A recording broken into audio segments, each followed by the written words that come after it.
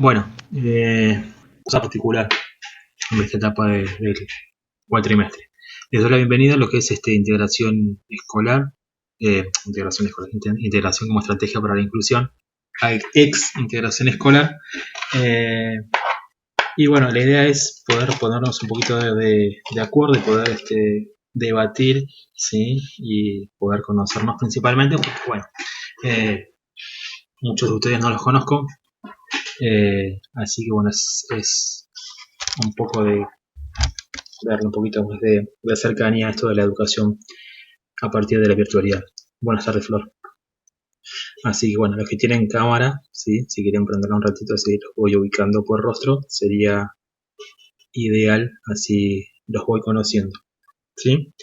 Generalmente siempre en las clases virtuales yo les cuento cómo es la cruzada y cómo está pensada los trabajos prácticos, cómo está pensada la evaluación y cómo está pensada la acreditación del mismo. Así que bueno, esta primera parte, la idea es que ustedes se saquen todas las dudas habidas por haber de cómo va a ser la cursada y después ya retomamos lo que sería el tema de hoy, ¿sí?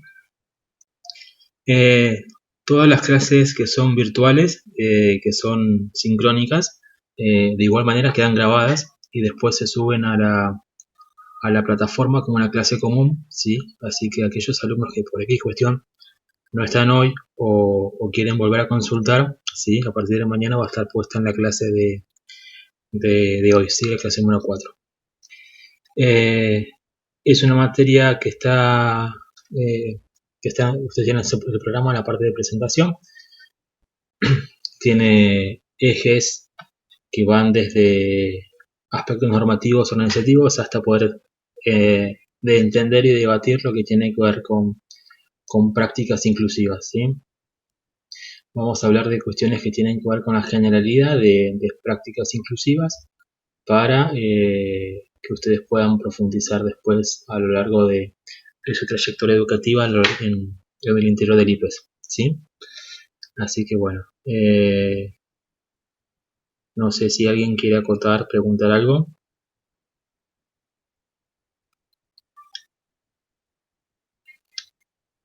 Bien, está todo clarísimo. Bueno, formatos de evaluación. Los trabajos prácticos son grupales, ¿sí? El trabajo práctico grupal es un grupo de trabajo que se mantiene desde ahora hasta que terminalicemos la cursada en el mes de noviembre aproximadamente. Este grupo lo que uno busca es que se puedan apoyar y organizarse entre ustedes para trabajar a través del formato virtual, ¿sí?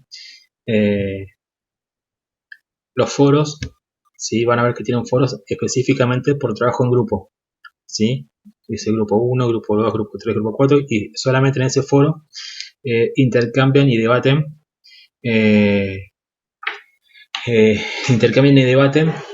todo lo que tenga que ver con el trabajo, ¿sí? Como yo sé que a ustedes es más práctico muchas veces armar grupos de WhatsApp y poder intercambiar a partir de grupos de WhatsApp,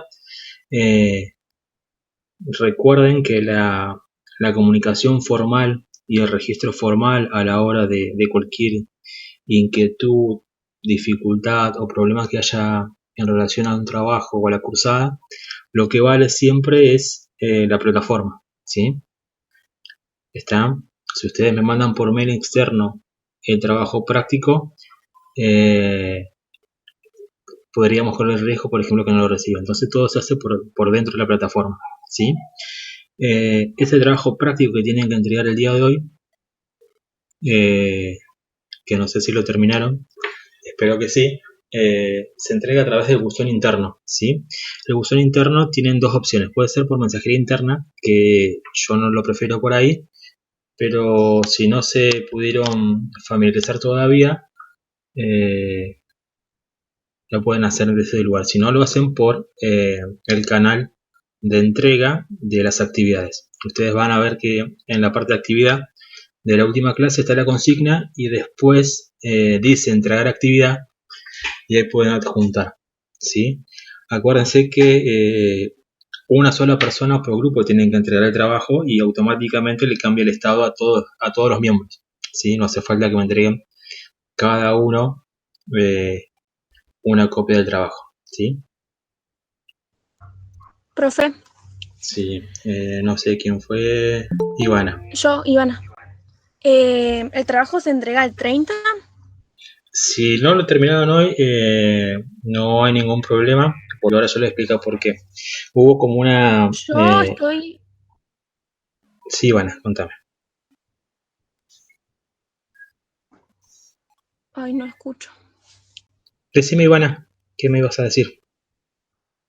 Que yo estoy avanzando en el escrito porque, bueno, me pude comunicar con una de mis compañeras, pero mi otra compañera nunca contestó y, y ya le envié mensaje y todo, así que yo por mi parte estoy avanzando y estoy comunicándome con la otra compañera que me había contestado. Bien, con Leslie, Ujú. que se puso conmigo. Bien, yo les explico. Por ser el primer trabajo práctico y porque fue como bastante particular porque hubieron las mesas de examen, yo estuve muy abocado a las mesas de examen, para mí se me pasó eh, eh, decirles que podían entregarlos el 30 porque hoy podían sacarse todas las dudas que tenían que ver con cuestiones de derecho de política educativa, ¿sí? Entonces, si no lo terminaron hoy, vale igual. Aquella gente que lo terminó lo puede revisar o lo puede complementar hasta el 30, ¿sí? No hay ningún problema porque la idea es que el trabajo sea básicamente una posesión de ustedes y poder entender cómo la normativa y cómo los aspectos legales deberían estar presentes a la hora de garantizar trayectorias inclusivas, ¿sí? Pero fue mala mía. Me olvidé avisarles que la semana pasada no había clase virtual, pero supongo que se dieron cuenta porque no mandé el link. Y tampoco hice los ajustes en el tópico presentación. Si van al tópico presentación del eje 1, la clase de hoy quedó puesta como 16, ¿sí? O sea, de la semana pasada. ¿Sí? Pero bueno, estuvo bastante intensa la mesa de examen, así que fue error mío. ¿Sí? Así que bueno, eso en relación a la entrega tienen esta flexibilidad de poder entregarlo el 30. ¿Sí? Más del 30 no, porque ya comenzamos el eje 2, ¿sí? Y así no se van atrasando. Eh, algunas consideraciones. El eje 1 y el eje 2 tienen sus trabajos prácticos, pero el eje 2 lo que hace es incorporar un parcialito, ¿sí? En formato virtual. ¿Sí? ¿Cómo sería ese parcial? Cuando terminemos de desarrollar el eje 2, que vamos a ver un poquito de las leyes y cómo el concepto de integración y el concepto de inclusión empiezan a estar presentes dentro de las trayectorias educativas, eh, van a tener la evaluación a través del formulario de Google. ¿Sí? Este formulario de Google lo que hace es, como está configurado, es que ustedes el día miércoles X a las 19:10 tienen que sentarse a hacer el parcial y tienen 2 horas, ¿sí? Para hacer la entrega. ¿Sí? Después de esas 2 horas, el parcial se cierra y ya no hay posibilidad de entrega de la actividad. ¿Sí? Entonces esté muy atento a la hora del tópico presentación, del tópico de las fechas estipuladas, y si hay alguna inquietud, no duden en hacerla. ¿Sí? Eh, Así llegan de la mejor manera a la intervención del parcial. ¿Sí? Como todos conocen, si ya han trabajado con formularios de Google, generalmente las preguntas son en formato cerrado o semiestructurado, así que es mucho más simple. Eh, Ese mismo día ustedes terminan de, de realizar el parcial y algunos puntos se corrigen solos y otros puntos que pueden llegar a desarrollar quedan en revisión hasta que yo los pueda leer y mandárselos. ¿Sí? Bien, ¿quedaron claro? Nadie se desmayó ni nada por el estilo a la hora de enterarse que había parcial. Profe, ¿y eso cuándo sería? ¿Los parciales? Y eso es a medida que vayamos desarrollando el eje 2. ¿Sí? El eje 2 más o menos nos llevaría, yo supongo que aproximadamente la primera semana de noviembre. ¿Sí? Primera semana de noviembre, segunda semana de noviembre sería como el trabajo. Profe, Sí, ¿Sería 2 parciales o un uno parcial? solo. Ah, Si ok. vieron si vieron el programa, solamente hay eje 1 y eje 2. El eje 3, que tiene que ver con prácticas inclusivas, ese lo vamos a dejar, como es más complejo para evaluar, ¿sí? Lo comenzamos a desarrollar y se termina de desarrollar después con las tutorías, ¿sí? Porque ahí hablamos un poquito de diseño universal del aprendizaje, que puede ser algo medio tedioso, al igual que los nuevos formatos de evaluaciones que hay, porque no es algo como muy difundido, y pues, y para evitar que haya eh, malos desempeños o desempeños que perjudiquen su trayectoria, les dejamos para del, después de las tutorías, después que volvamos a la presencialidad, ¿sí? Así que solamente la primera parte sería la acreditación de los eje 1 y eje 2, y eje 3 haríamos tutoría, y sería como fuerte eje a la hora de rendir ustedes la etapa regular, cuando volvamos a la presencialidad.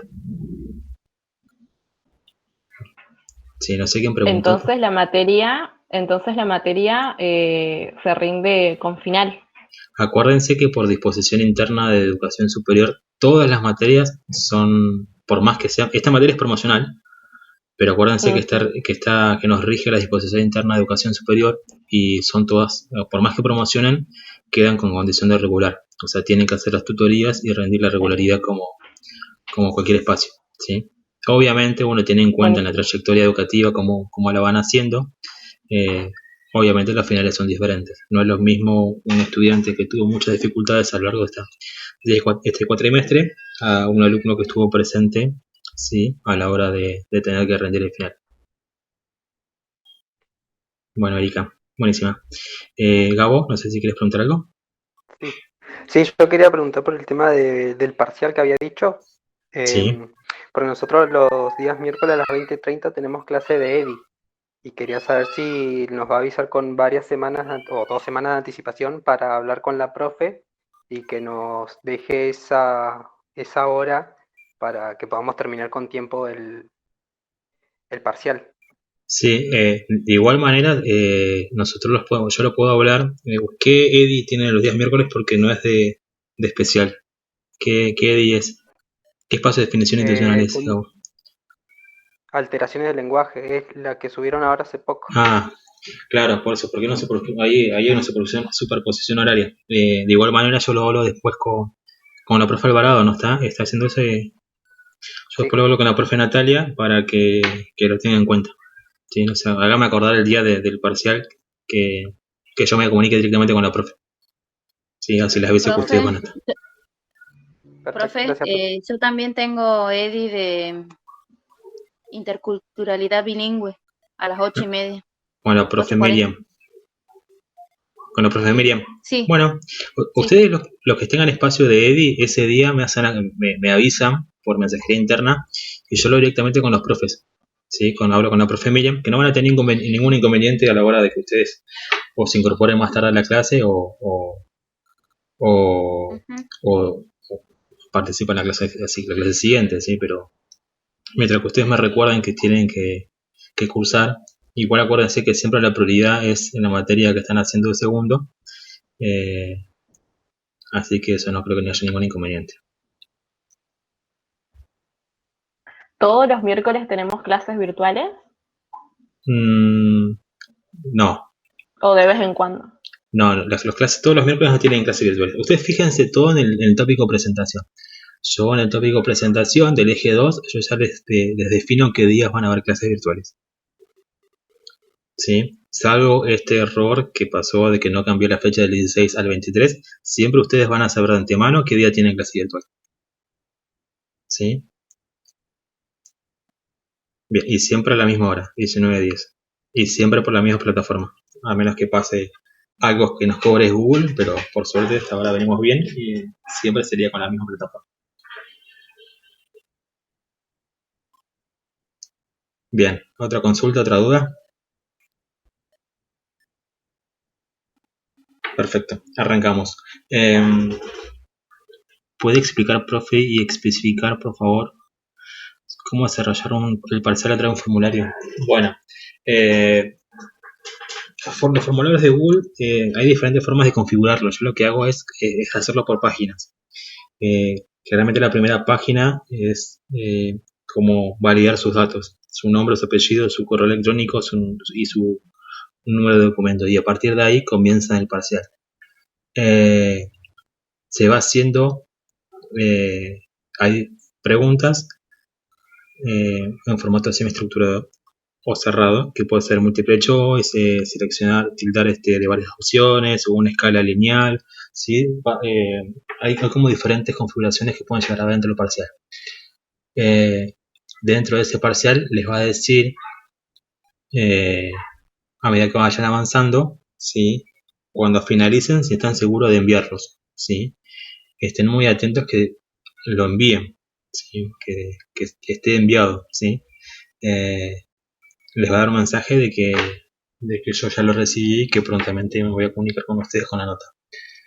Es muy importante tener buena conexión, porque puede ser que cuando hagan siguiente se pueda llegar a tildar, ¿sí? Entonces es como tenganlo presente.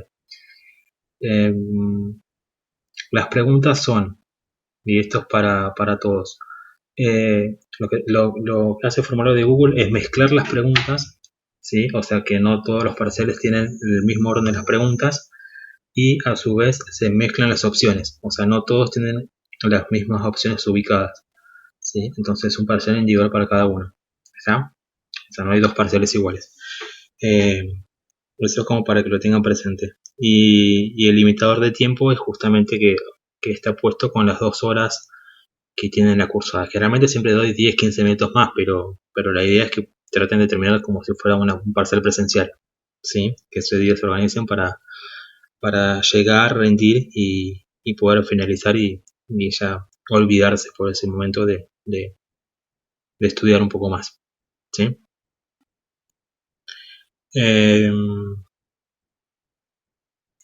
Siempre en los parciales, en los formularios, yo lo que hago es como 2 partes importantes. La primera parte es evaluar la parte de la materia, y la segunda parte es poder autoevaluarnos, tanto ustedes como en sus desempeños, como al espacio de cátedra, ¿sí?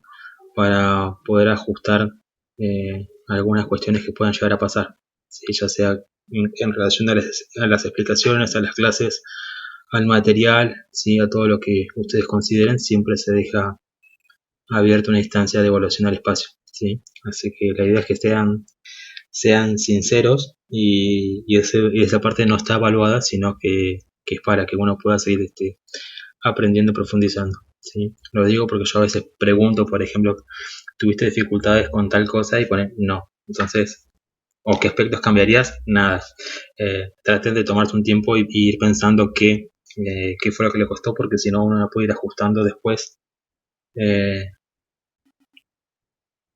Bien, que la última parte del parcial incluye una autoevaluación tanto de ustedes y una autoevaluación mía, ¿sí? Evaluación mía, o sea, ustedes me evalúan a mí como docente y evalúan también el dictado de la cátedra, ¿sí? Para que uno pueda ir ajustando su propuesta educativa, ¿sí? Es muy importante que sean sinceros y que puedan explayar lo que sienten, porque de esa manera uno puede ir ajustando, ¿sí? No son puntos evaluables, ¿sí?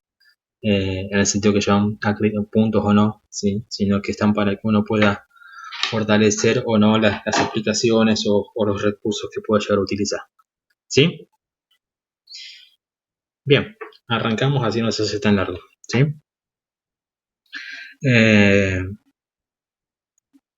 Bien, ahí les voy a compartir pantalla, ¿sí? Y voy a tratar de hacer como una síntesis en relación a lo que tienen que leer ahora. Y ustedes pregúntenme, porque yo no voy a estar mirándolos a ustedes, sino que voy a estar mirando el PowerPoint y el Prezi que son con los que venimos trabajando, ¿sí? Una ventaja que tienen ustedes en este espacio curricular es que yo estoy reciclando la lista de clases, ¿sí? Si ustedes vieron la lista de clases de integración escolar, ustedes ya tienen todo el programa ya desarrollado, a diferencia de otras materias que voy haciendo las clases a medida que vamos avanzando. Les explico esto porque en la lista van a tener dos clases 4, ¿sí? Van a tener la clase 4 de hoy y la clase 4 que ya está grabada en relación a la explicación de la resolución del 311 del Consejo Federal. ¿Sí? ¿Estamos? ¿Dudas? ¿Los mareé? ¿Hablo mucho?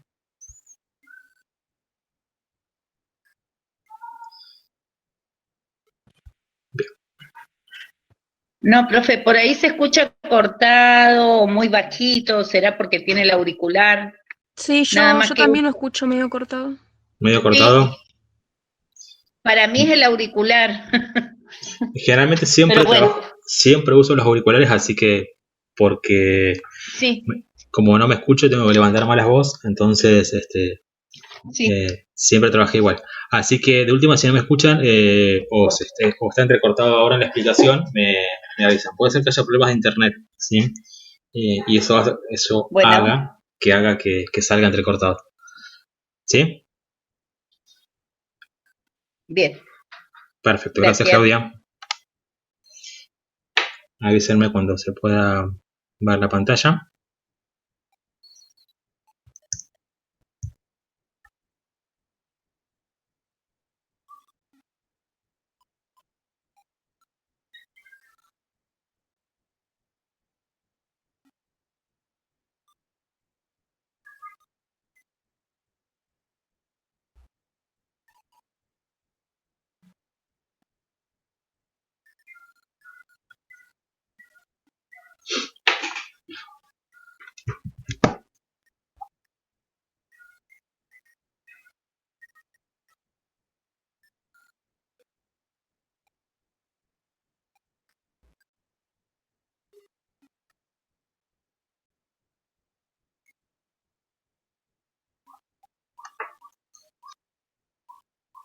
Bien, tenemos un problema con el precio, que es el que se tildó.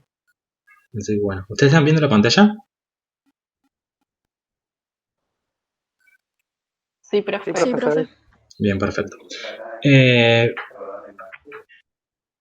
La idea del Prezi era poder contarles bien cómo era con el desarrollo. Perfecto.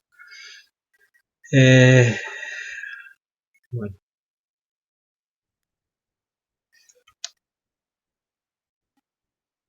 Bueno, este Prezi yo se lo voy a dejar puesto. Ustedes cuando vayan a la sección sitios lo van a encontrar para visualizar. ¿Sí? La idea que tenía con este formato de presentación es que puedan entender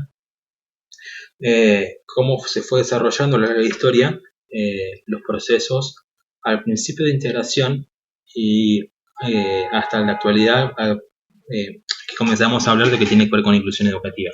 ¿Sí? Cómo se fue desarrollando de manera sintética, obviamente, diferentes hitos o diferentes artículos o sanciones de leyes, resoluciones o acciones que fueron impactando, ¿sí? A la hora de pensar las trayectorias educativas de las personas con discapacidad, ¿sí?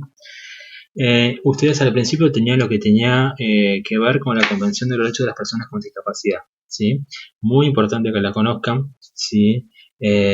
Porque a partir de la ley 27.044 en nuestro país tiene rango constitucional y eso quiere decir que está por encima de todas las leyes que regulan, ¿sí? Ya sea el sistema educativo, el trabajo, salud, ¿sí? Está por encima. Entonces es muy importante poder conocerla para poder profundizar y poder seguir trabajando y poder seguir pensando en este que tiene que ver con la educación a partir de un modelo de derecho, una perspectiva de derecho para las personas con discapacidad, ¿sí? Son muy interesantes las intervenciones del foro que hicieron en relación a problemas que hay entre lo que dice la norma y lo que sucede. Yo no las contesté porque esperaba contestarlas hoy, así que cuando apenas tengan un conflicto y les surja algún cuestionamiento, háganlo con toda libertad, ¿sí? Por favor. ¿Está? Retomando la convención, es muy importante que los conozcan. Yo los que les planteé es como poder entender que es uno de los documentos muy difundido y trabajado hoy por hoy todavía por muchas organizaciones y a partir de eh, muchos estudios de trabajo, como esta sanción de la Convención Internacional de los Derechos de las Personas con Discapacidad modificó, ¿sí? Implícitamente concepciones que tienen que ver con el modelo social y el modelo de derecho, ¿sí? Si bien no hacen fuertes definiciones, por ejemplo en el artículo 2, pero sí dentro de su cuerpo establece como un modelo social y un modelo de derecho en cuanto a las personas con discapacidad, ¿sí? Entonces es muy importante poder reflexionarlo. Entre algunas definiciones importantes, hay dos que tenemos que tener en cuenta que tienen gran implicancia con lo que es las propuestas educativas, que son el diseño universal, ¿sí? Y los ajustes razonables. ¿Por qué es muy importante? Porque la perspectiva inclusiva o pensar un sistema educativo inclusivo implica pensar, ¿sí? De esta manera, así como el diseño universal de un producto, de un servicio, de un bien está pensado para el uso de toda la sociedad, lo mismo pasa con pensar las propuestas curriculares, o sea, como mis planificaciones, el diseño curricular de la jurisdicción o demás, ¿sí? Entonces es muy importante que puedan entender el alcance del concepto de diseño universal. Eh, para los que son docentes o profesores de alguna especialidad o afín, eh, y estaban muy familiarizados con el término adaptaciones curriculares, el concepto superador que plantea la concepción de la Convención de los Derechos de las Personas con Discapacidad es los ajustes razonables como medida excepcional cuando el diseño universal no alcanza, ¿sí? Son como partes muy importantes. Y dentro de la Convención, el artículo 24 es lo que nos da un sustento a nosotros de una propuesta educativa para las personas con discapacidad, ¿sí? Eh, Posteriormente surge el documento de orientaciones 1, antes resolución del Consejo Federal 105, que es un documento como para empezar a regular y de una manera acordar a nivel federal diferentes políticas educativas. Y esto tiene que ver porque justamente una de las secuelas, uno de los sesgos que hubo con la Ley Federal de Educación es que la educación especial era un régimen especial, éramos algo aparte, algo excepcional al sistema educativo común, éramos algo como un anexo, ¿sí? Estábamos anexados, adosados, o sea, nosotros y todos los que concurrían o asistían o formaban parte eran un régimen especial. Nos pasó con todas las modalidades que son nombradas hoy por hoy con la Ley Nacional de Educación, así como pasó con rural, con intercultural bilingüe, o sea, son todas regímenes especiales para esa época, ¿sí? Como esta Ley Federal de Educación también lo que hacía era descentralizar, en el sentido que cada provincia pueda, a través de su Ministerio de Educación, generar políticas propias, cada provincia hacía lo que consideraba acorde, ¿sí? Entonces, teníamos como diferentes experiencias educativas, ¿sí? Entonces, Orientaciones 1 lo que busca es justamente organizar y establecer acuerdos a nivel federal, ¿sí? Es muy importante y es uno de los documentos hoy por hoy que sigue teniendo mucho peso porque lo que hace es justamente construir muchas definiciones o muchas concepciones de términos que son los que utilizamos actualmente, ¿sí? ¿Vamos hasta ahí? Voy muy rápido. Estoy tratando de hacerlo como un pantallazo.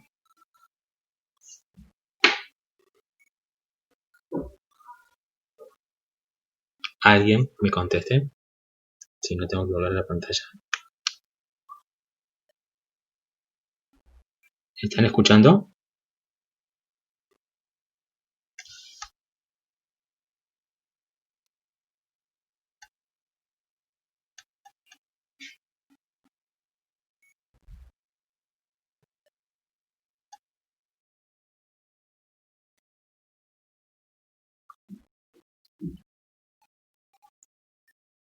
Bien, ¿me escuchan ahora?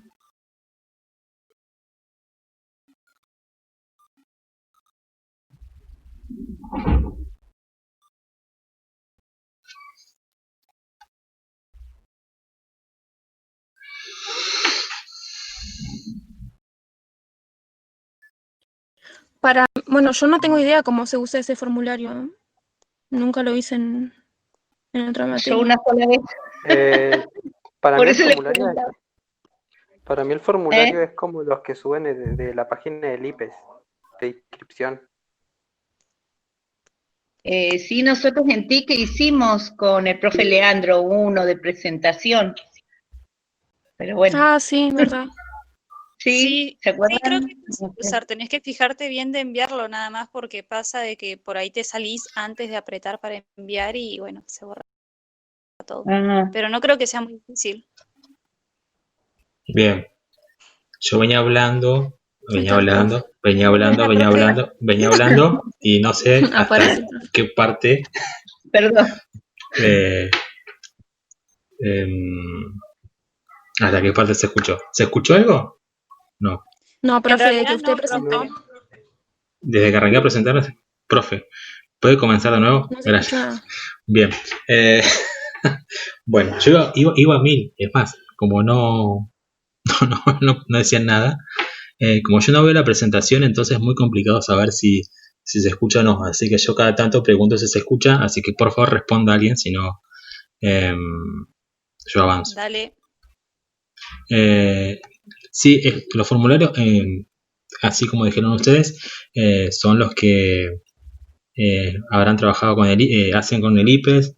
Cuando se inscribieron, lo hicieron a través de formularios de Google.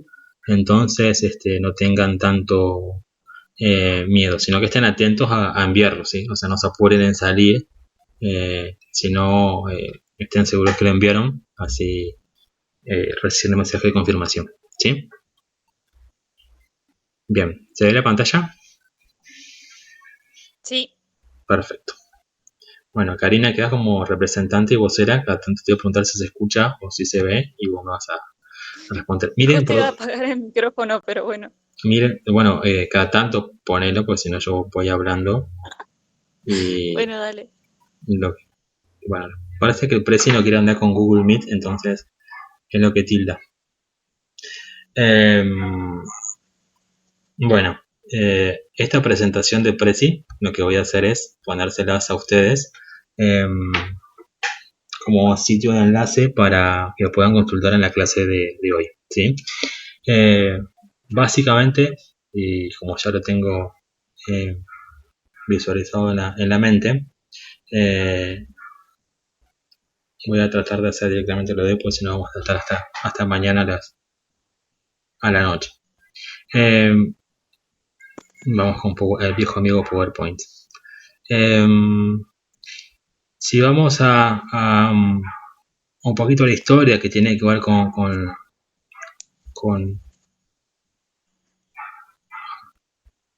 un poquito de la historia que tiene que ver con lo que es varios hitos o varias cosas que pasan en la educación especial. Una de las cuestiones muy importantes es la convención, ¿sí? Y que yo básicamente se las di para que ustedes puedan entender, visualizar y tenerla muy presente, porque en Argentina tiene rango constitucional. ¿Me escuchan? Bien. Ya me da miedo seguir hablando solo. Se escucha, profe, se escucha. Tiene rango constitucional a partir de la ley 27044 y eso implica que todo está por encima de todas las leyes en el país, ¿sí? O sea que no puede haber nada en contra que vaya en relación a aspectos como derechos colectivos que tienen que ver con la educación, con la salud, con el trabajo, con la vivienda, con el derecho a la identidad, a la familia, ¿sí? Hay muchos trabajos que tienen muchos derechos que están dentro de la convención y ustedes como futuros docentes o parte activa de la comunidad, es muy interesante que puedan conocerse y dónde posicionarse, no solamente entender cómo actuar frente a los derechos que tienen que ver con la educación, sino que cómo trabajar y defender y promover derechos, por ejemplo, como el trabajo, ¿sí? Entonces es muy interesante que ustedes las puedan conocer, ¿sí? Así como lo dije en el video, es una iniciativa y una puja muy, muy grande por parte de personas con discapacidad como sus familias, ¿sí? Y fue necesario justamente para garantizar y visibilizar que muchos derechos que nosotros pensamos y seguimos diciendo que son para todos, siguen siendo restrictivos para muchas personas, ¿sí?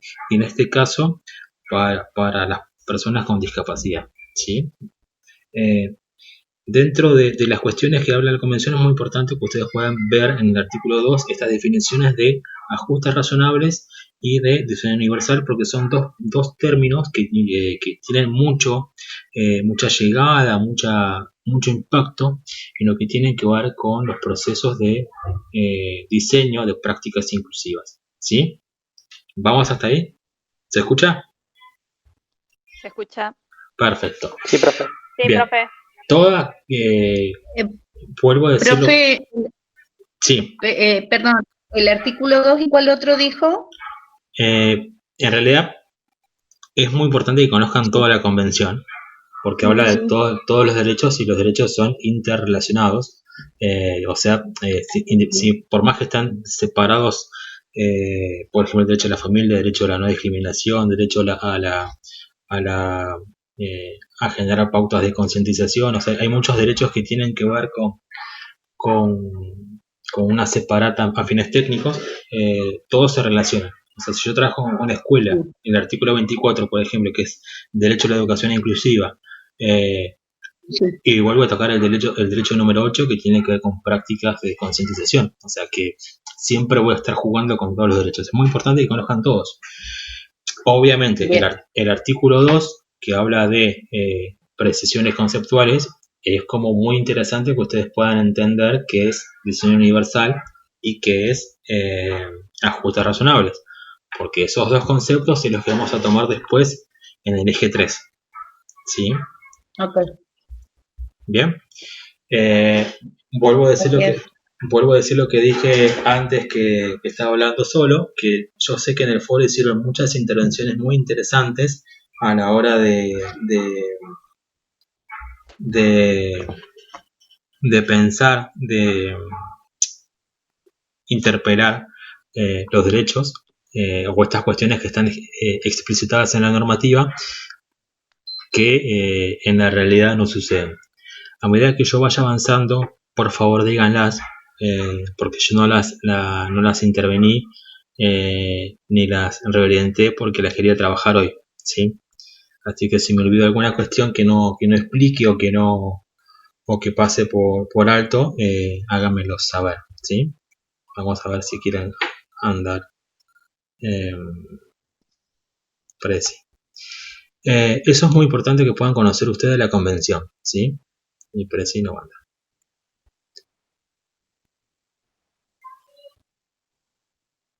Así que bueno, es muy interesante que ustedes puedan conocer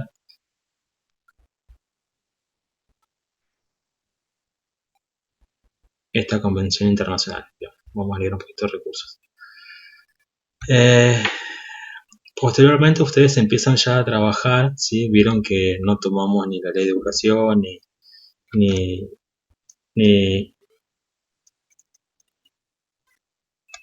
no tomamos la ley de educación nacional ni la ley de educación provincial, porque directamente nos abocamos a las resoluciones. La resolución siguiente que estaba en la clase tenía que ver con el documento Orientaciones 1. Es muy interesante que lo puedan conocer, porque la Orientaciones 1 lo que hace es trabajar en consecuencia de las cosas que nos dejó, ¿sí? La Ley Federal de Educación 2495. Acuérdense que esa ley lo que hacía era descentralizar y explicitar que la educación especial era un régimen, o sea, éramos algo anexo o algo aparte del sistema educativo común, ¿sí? Que para los que somos de esa época era EGB1, EGB2, EGB3 y polimodal.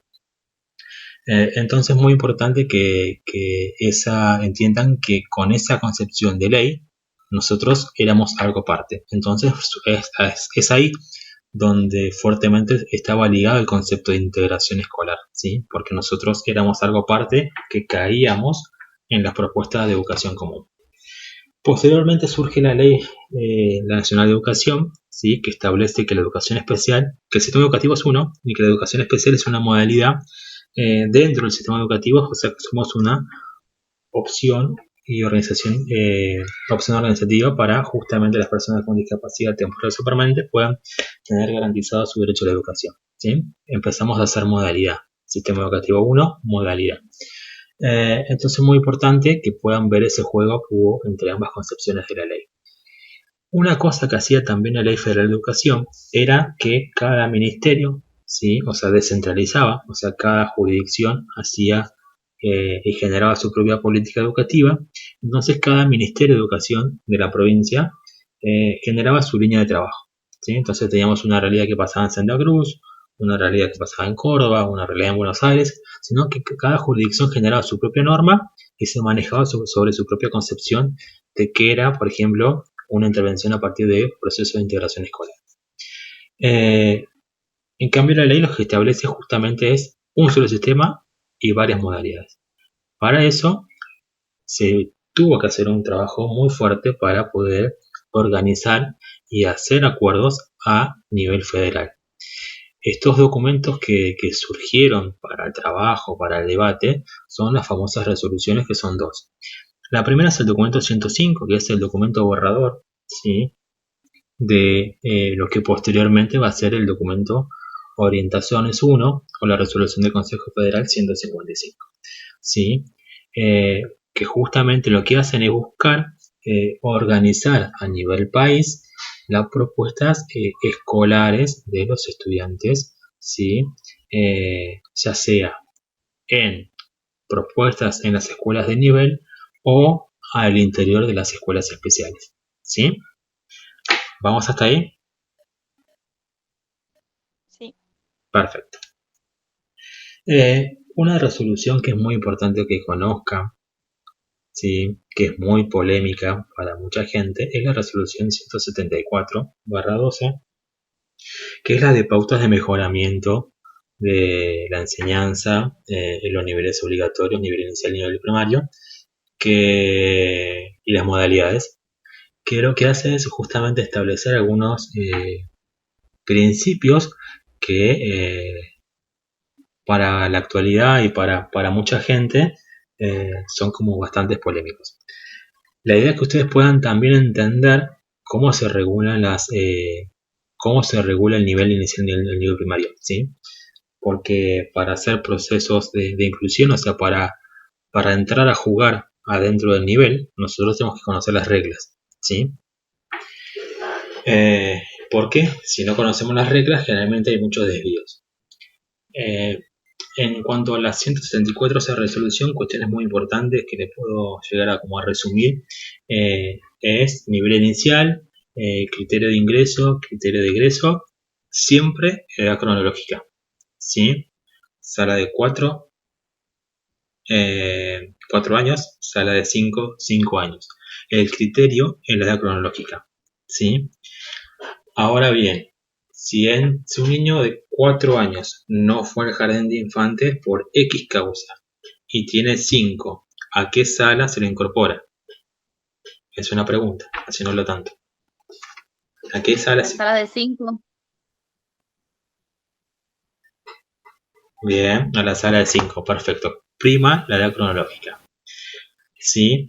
Si yo tengo una persona con discapacidad, un estudiante con discapacidad, y vamos a hacerlo como muy visible, que es una situación que pasa mucho, una persona con discapacidad intelectual, haciendo nivel inicial, hace sala de 3, hace sala de 4, hace sala de 5, y en la reunión de fin de año dicen que Juancito se quede un año más en el jardín porque todavía le falta, entre comillas, madurar. ¿Puede quedarse en el nivel inicial?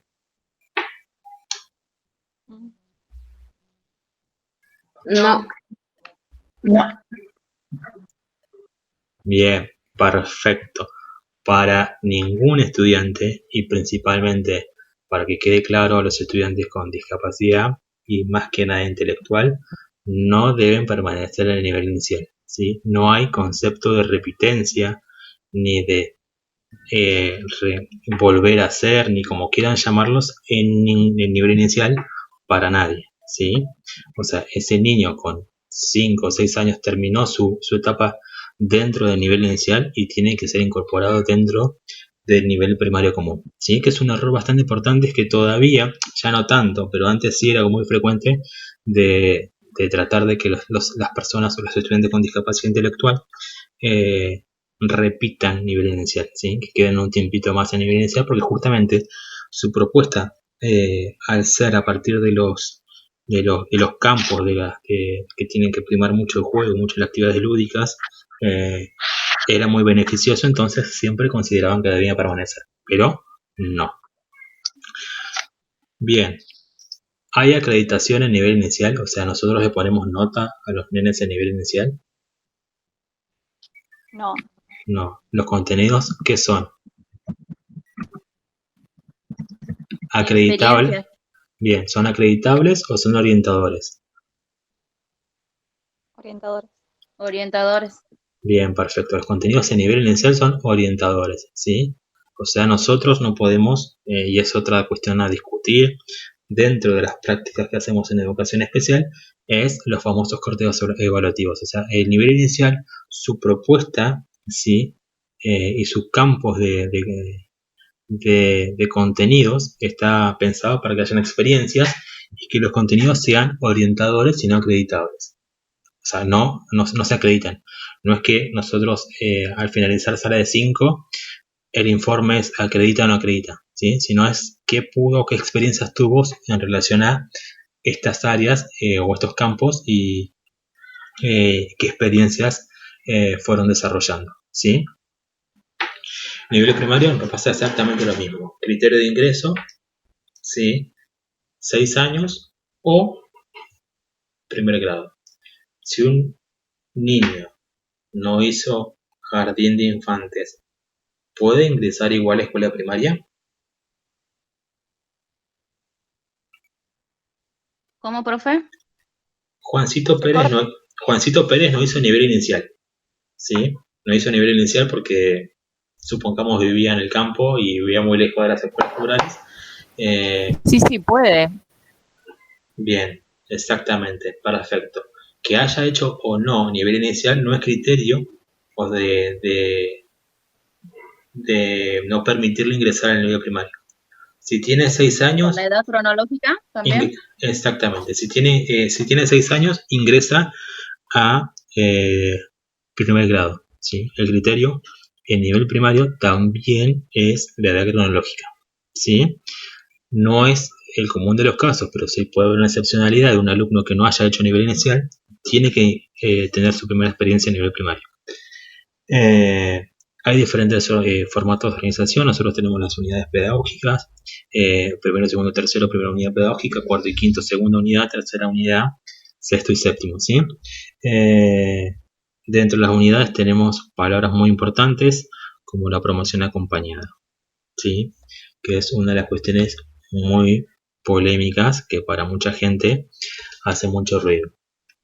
Y en eso nos tenemos que hacer cargo nosotros, los docentes, ¿sí? No es cuestión de la política educativa en muchas partes o en muchas cuestiones, sino que tienen que ver con responsabilidad de los docentes y de la gestión de la política educativa. La promoción acompañada lo que busca es, primero, suprimir y eliminar el concepto de repitencia, ¿sí? Si ustedes tienen que recursar la materia el año que viene y yo les vuelvo a enseñar de la misma manera, a mí como docente no me garantiza que ustedes aprendan o que no tengan los mismos errores que tuvieron el año anterior, ¿sí? Repetir lo mismo no es criterio de garantía de que ustedes aprendan, ¿sí? Y esto pasa con la repitencia. A su vez que la repitencia, si yo le digo a ustedes ahora quedan libres, tienen que recursar la materia, lo primero, aparte de decirme de todo a mí, obviamente, y que me ardan las orejas toda la noche, ustedes van a tener muchos sentimientos negativos, ¿sí? ¿Está? Y eso exactamente pasa lo mismo en nivel primario. O sea, si yo a un alumno en experiencias tempranas dentro del sistema educativo lo hago repetir, tengo muchas probabilidades que esta repetencia genere aspectos negativos, ¿sí? O consecuencias en su autoestima y que impliquen después modificar después su trayectoria educativa escolar, ¿sí? O sea, el alumno que repite, ¿sí? Es que generalmente y probablemente después termina en deserción escolar. Alguien abrió el micrófono y seguramente quiere preguntar algo, decir algo. Sí, yo. Le quería decir que, o sea, lo que usted dijo, que en primaria no pueden repetir, ¿no? O sea, hasta tercer grado, algo así. Exactamente. Pero también les perjudica a ellos. Creo claro. yo, por más que pasen con promoción acompañada, creo que estaría muy mal si un chico está en tercer grado y no sabe leer o no sabe Los números. Los números, sí, tal cual. Mi mamá es maestra y ella me dice que tiene alumnos que están en tercer grado y no saben leer. Entonces, creo que el maestro tiene que, es como que, no sé, se frustra mucho, creo yo, en este sentido. Obviamente que la promoción acompañada tiene dos aspectos para pensarla, ¿sí? O sea, en realidad toda decisión de política educativa uno siempre tiene que pensarla en los costos. El costo de la promoción acompañada es justamente este, contenidos que no ven, contenidos que después nos pasa factura, ¿sí? O contenidos que no aprenden son los contenidos que no pasa factura. Pero yo recién decía que la promoción acompañada en realidad lo que busca, en esencia, que después podemos debatir y es interesante que ustedes puedan tener un juicio crítico de cómo su objetivo fue desdibujado, ¿sí? Porque lo que dice la resolución es, bueno, primero, pensemos que enseñar a leer y escribir la alfabetización inicial es un proceso de un ciclo. Eso implica, por ejemplo, que un niño, un estudiante, le tenemos que brindar experiencias alfabetizadoras desde sala 4 a sala 5, primero, segundo y tercero, que es lo que la alfabetización inicial propone para trabajar. Obviamente, pensar sala de 4, sala de 5, primero, segundo y tercero, necesitas mucha coordinación del sistema educativo para que sea coherente y que no haya enseñanza de diferentes métodos, por alguna forma de decir, o que cada docente enseñe a su manera cómo se lee y se escribe, ¿sí? Entonces, ahí ya tenemos una poca viabilidad que la promoción acompañada de resultados. Por ejemplo, el profe de primer grado enseña de una manera. ¿Y usted cree que es así? Yo vuelvo a decirte, yo lo que te cuento es cómo yo considero, y esto me hago un juicio personal, que la estrategia no es mala del todo si hay muchas cuestiones que la política educativa tiene que ajustar, ¿sí? Por ejemplo, la promoción acompañada, lo que nos dice el régimen académico a nivel primario, ¿sí? Es que este niño que yo lo promociono acompañadamente, ¿sí? Al año siguiente le tengo que brindar espacios de fortalecimiento. Y ahí ya tenemos una gran dificultad. Los espacios de fortalecimiento hoy por hoy están muy acotados. Ni hablar ahora con la pandemia, pero ya el año siguiente, el año anterior, el espacio de fortalecimiento, que es el espacio donde las horas FOP o donde uno debería trabajar para que el estudiante que en primer grado no pudo adquirir de manera fluida la lectura y la escritura, la pueda reforzar cursando segundo grado y a su vez transitando dentro de las horas de fortalecimiento, ¿sí? ¿Qué pasaba? Muchas veces las horas de fortalecimiento en muchas escuelas o no se ofrecen porque no están, porque no hay inversión del sistema educativo, o si están se cubren muy tarde, ¿sí? Inclusive, y esto lo digo por experiencia porque trabajo en las escuelas hace muchísimo tiempo, o muchas veces las tareas que deberían estar articuladas entre las profes de primer grado y segundo grado con el docente de fortalecimiento muchas veces no hay articulación, ¿sí?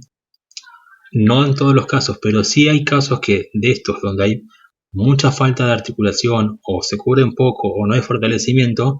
Este niño que seguramente no asiste a fortalecimiento, ve cosas, cada docente le da cosas diferentes, obviamente al tercero va a llegar sin nada de leer y escribir, ¿sí?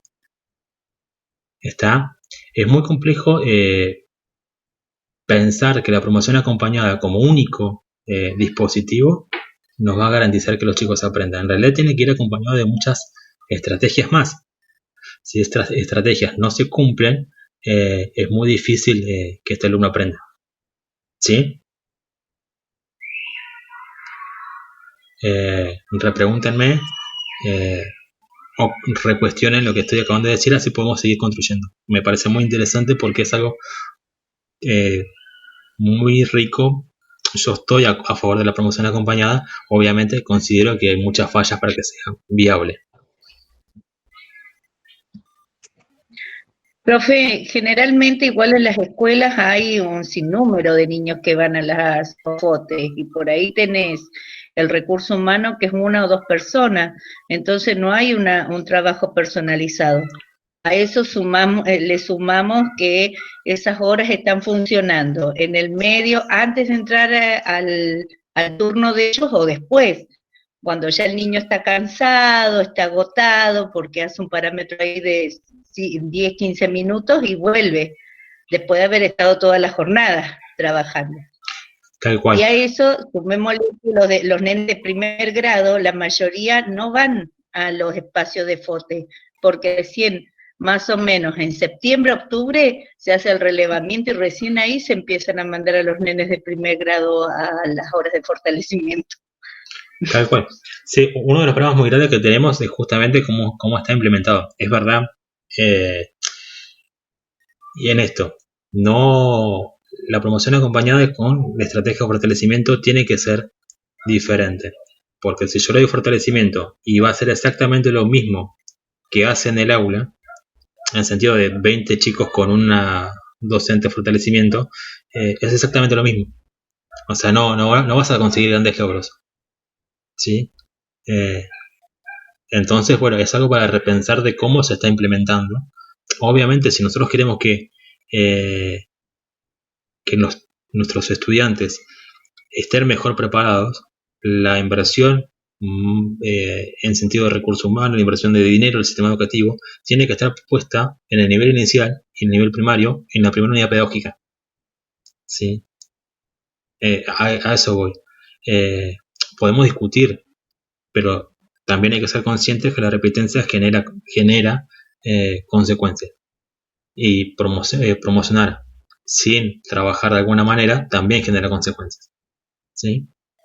Hay que ver qué políticas o qué líneas o de qué forma podemos interpelar esto y promover los cambios, ¿sí?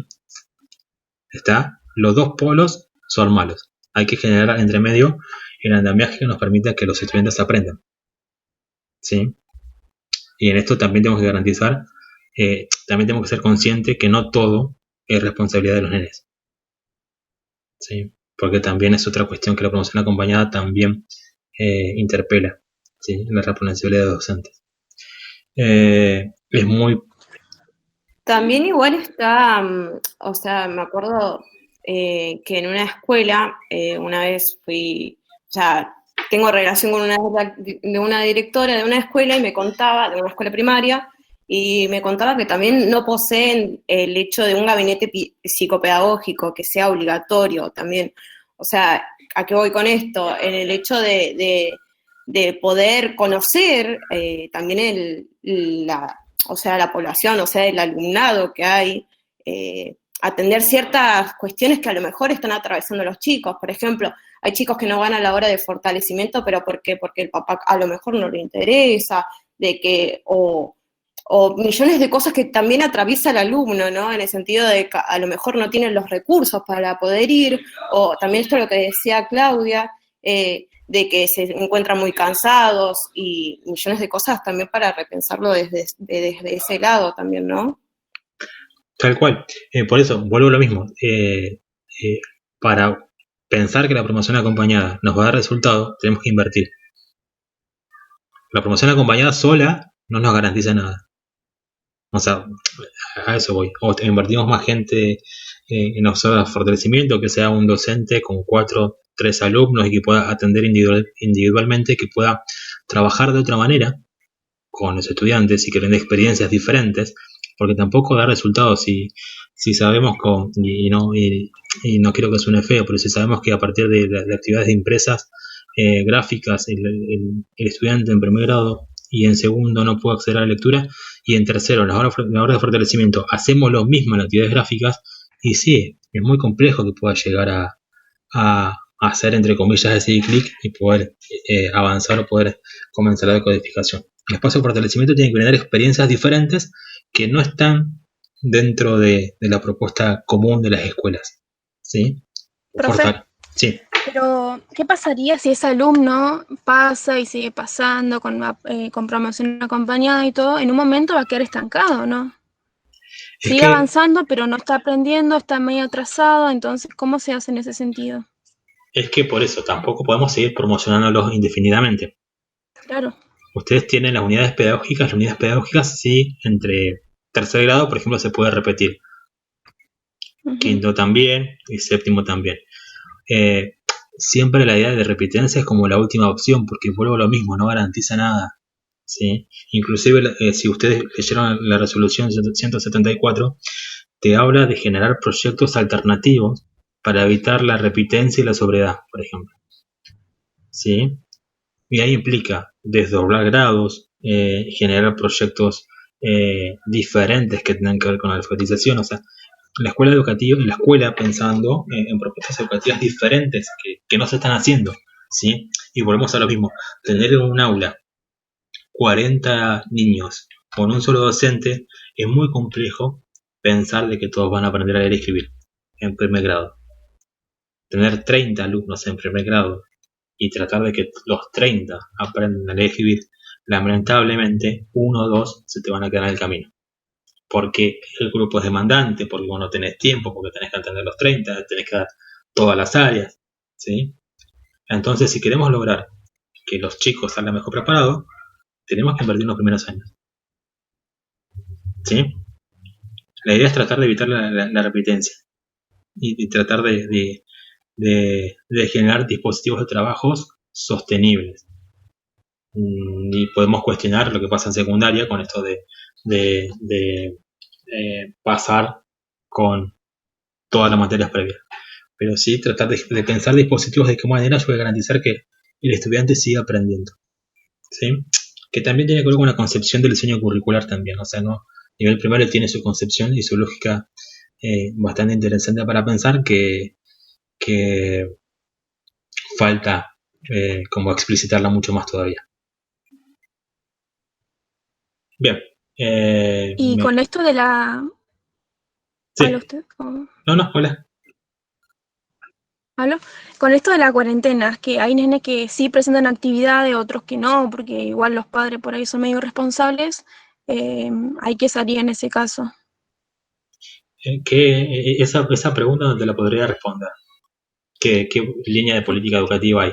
Sí, lo que se está pensando que hasta ahora, que en diciembre haya acreditación, no sé de qué manera, pero no te sabría decir, porque en realidad es como que no hay mucha claridad en cómo se está avanzando en relación a los niveles obligatorios, ¿sí? Sí hay que tener en cuenta dos cuestiones. La familia es familia, ¿sí?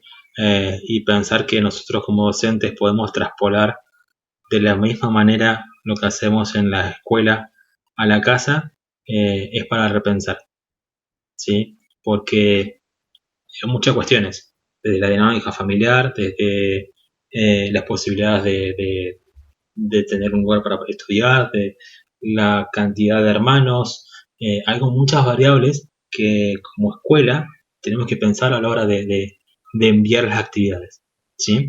Y esto lo digo con conocimiento de que muchas actividades son bombardeos, y ese bombardeo, en el sentido de que yo te mando una actividad de 40 hojas la primera semana del mes y es para todo el mes. Y eso genera como mucho bloqueo y mucha resistencia. Entonces hay que tratar como de empezar a acercarnos y rever de qué manera podemos acercarnos a la familia. Obviamente no es responsabilidad del docente porque nos agarró de imprevisto y nunca a nadie se le ocurrió enseñar desde la virtualidad. Esa es la gran realidad que tenemos. Sí. No, yo quería solamente hacer un comentario que de primaria no tengo mucho conocimiento de cómo recién ahora he estado escuchando un poco cómo trabajan la parte de fortalecimiento y demás, pero desde secundaria, por ejemplo, va más allá de si falla o no, o el alumno, digamos que acarrea con un montón de contenidos que quizás no vio. No recae solamente por parte del alumno, sino por dispositivos que no trabajaron también los docentes o dibujaron muchas planillas, porque por ejemplo en secundaria a nosotros nos pasa y por ahí hay una falta de acompañamiento desde ese lado, no tanto en el alumno, sino en la parte de los profesionales. Y sí recae en el alumno esa falta de o es, no sé si llamarlo una mentira o no, o cómo se llamaría cuando hay contenidos que no fueron dados, pero sí escritos, y bueno, y a la hora de ser evaluados, viste, por parte de un plantel, y ahí se dan cuenta que son muchos los alumnos que plantean la misma situación. No, el profesor ese contenido no me lo dio y me lo está evaluando. Y pasan una mesa de examen, otra mesa de examen, y siguen pasando así, y digo, nadie le hace un replanteo a ese docente. Sí, tal cual.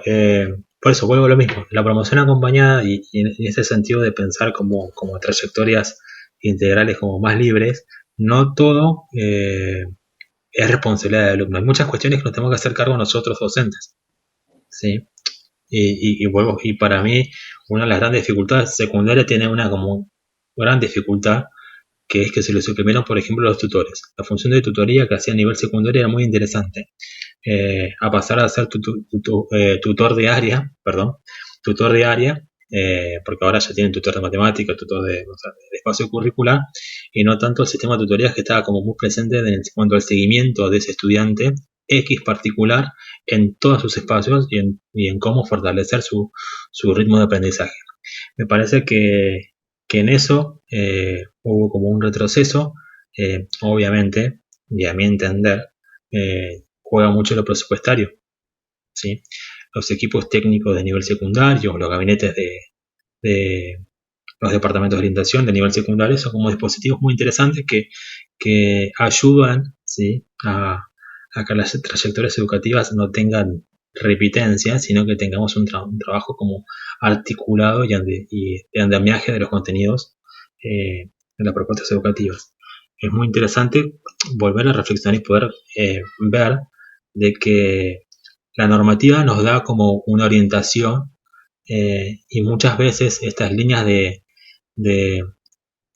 documentos federales son a veces abiertas y permiten interpretaciones, y esas interpretaciones jurisdiccionales a veces son las que hacen que terminemos haciendo agua, ¿sí? Como nos pasa con esto de la promoción acompañada, que es una estrategia propuesta por el nivel primario y el régimen académico, y que no es esto que circula en los pasillos de pasa por decreto. Nosotros y ustedes como futuros docentes tienen que tener muy en claro, ¿sí?, qué es la promoción acompañada y a qué apunta. Podrán cuestionarla o no, pero es una estrategia, es una regla del juego propuesta por la política educativa, ¿sí? La idea es poder interpelarla, pero el pasa por decreto, que está muy popularizado, no existe, ¿sí? Bueno, para no hacerla tan intensa y ya estoy hablando demasiado, llegamos a la resolución 155, que lo que hace es, en documentos de orientaciones, poder hacer una organización de los sistemas educativos, principalmente el interior de las escuelas especiales y las escuelas de nivel en relación a las trayectorias que tenían que ver con procesos de integración o procesos de inclusión. ¿Sí? Y en esto voy a hacer una comparación para que ustedes puedan leer y puedan entender el objetivo de la resolución superior. Cuando terminamos el presi de la clase anterior, de la 174, yo les decía que mucha gente y muchos padres empezaron a cuestionar la resolución del Consejo Federal 155/11, en el sentido que decía que les coartaba o que les condicionaba su propuesta educativa, ¿sí? Y voy a tratar de hacerlo sintético, así podemos avanzar con la lectura de ustedes después de los documentos. Básicamente la resolución 155 lo que plantea es una trayectoria lineal. Plantea que las escuelas de nivel tienen que ser las experiencias de los estudiantes con discapacidad y dice: alumno con nivel inicial, ingresa por unidad cronológica, transita, sus contenidos no son acreditables o orientadores, pasa a nivel primario.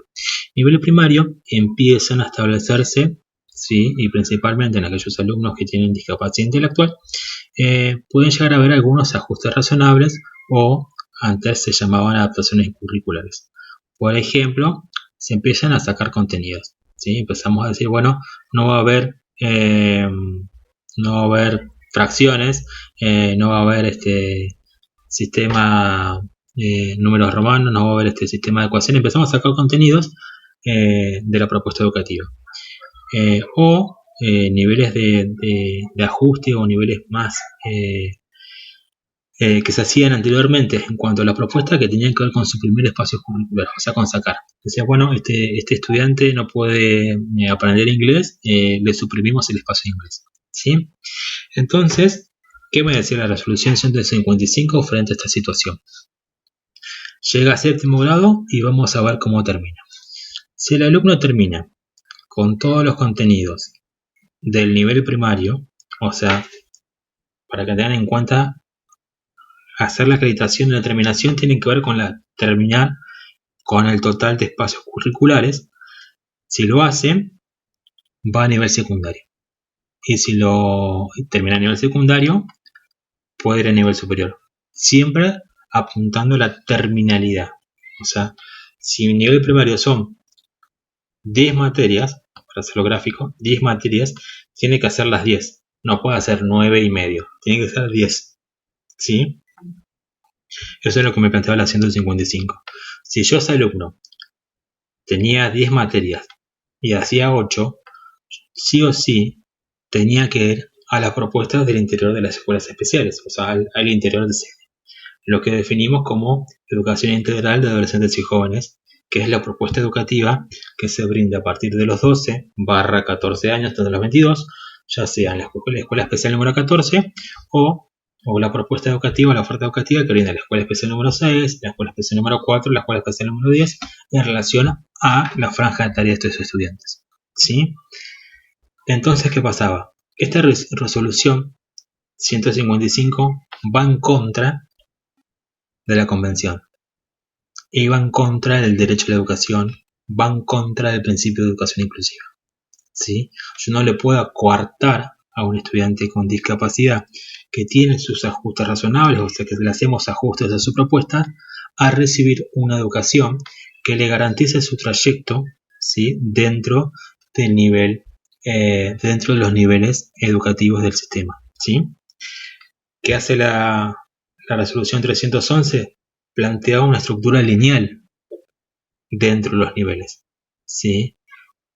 Está y empieza a aparecer un documento que lo van a conocer ahora, que es el PPI, Plan Pedagógico o Plan Personalizado para la Inclusión, ¿sí?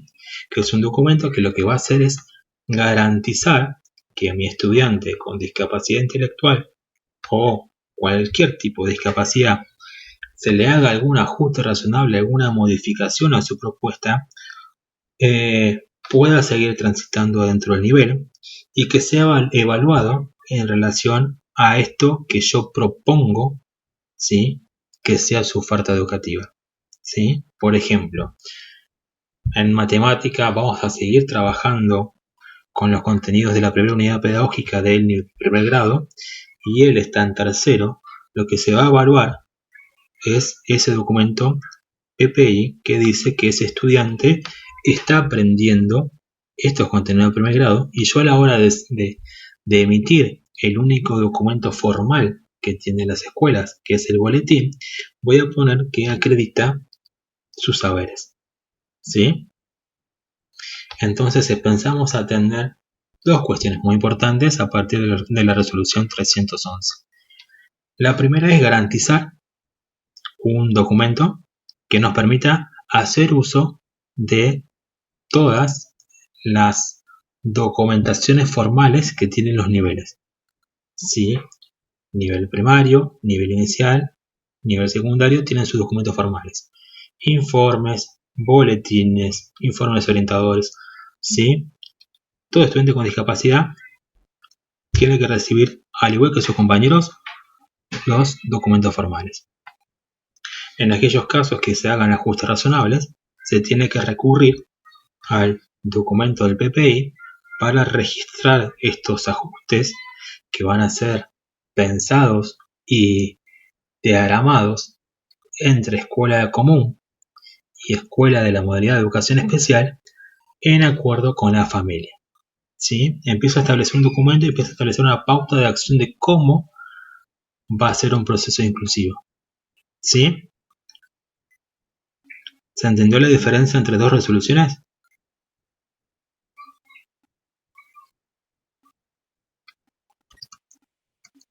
Sí, profe, yo le quería preguntar si eso es tanto en el ámbito público y privado Bien, o solamente lo público. Dejo de compartir.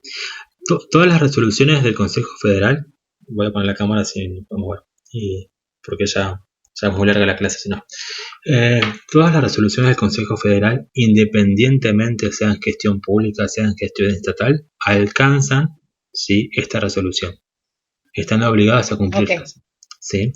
Por ejemplo, algo que pasaba mucho anteriormente.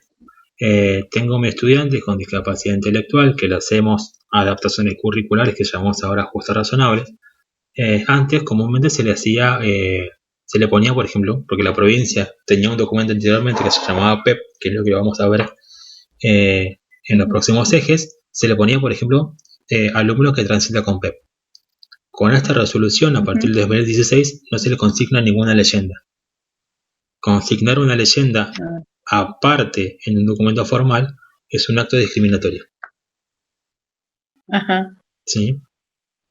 Los estudiantes con discapacidad que reciben ajuste razonable, lo único que tienen que tener es PPI. Después, todos los documentos formales son igual que sus pares.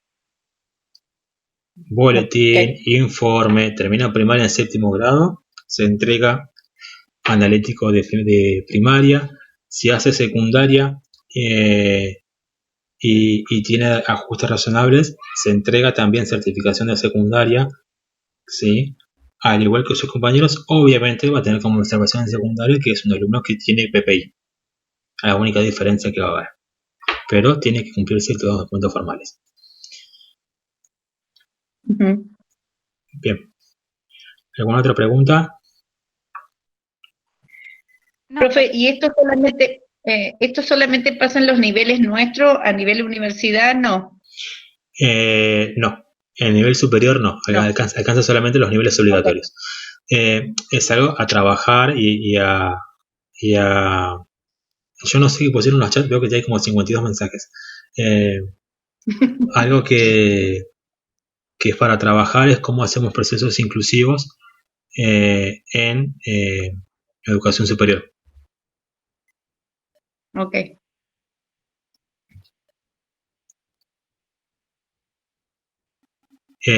Claudia, plan pedagógico personalizado para la inclusión, PPI. Sí. Bien. ¿Alguna otra pregunta?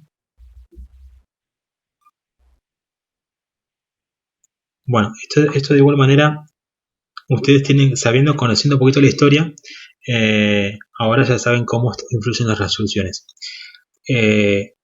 con esto cerramos el eje 1 y comenzamos a desarrollar la semana que viene el eje número 2. El eje número 2 hace un paralelo entre las resoluciones y las corrientes, ¿sí? Y esto tiene que ver con que integración escolar, ¿sí?, es una forma de trabajar e inclusión educativa es otra forma de trabajar, ¿sí? Por más que la cátedra se llame integración como estrategia para la inclusión, nosotros lo vamos a ver como dos cosas totalmente diferentes, ¿sí? ¿Estamos?